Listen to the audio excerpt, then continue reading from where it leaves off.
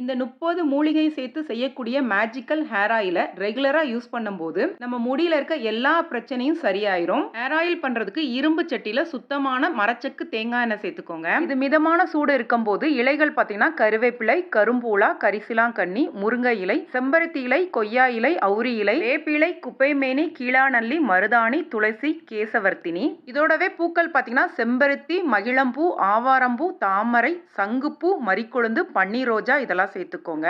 கூடவே முடிக்கு நல்ல போஷாக் கொடுக்க வேம்பாளம் பட்டை, நெல்லிக்காய், கார்போக அரிசி, கோரைக்கிழங்கு, நன்னாரி வேர், ஜடாமான்சி, வெட்டி வேர், இதோடவே ரோஸ்மேரி, கருஞ்சீரகம், வெந்தயம் எல்லாம் சேர்த்ததுக்கு அப்புறமா மிதமான சூட்டுல நல்லா காய்ச்சினதுக்கு அப்புறமா கேஸ் ஆஃப் பண்ணிட்டு 4 நாளைக்கு அப்படியே விட்டுருங்க.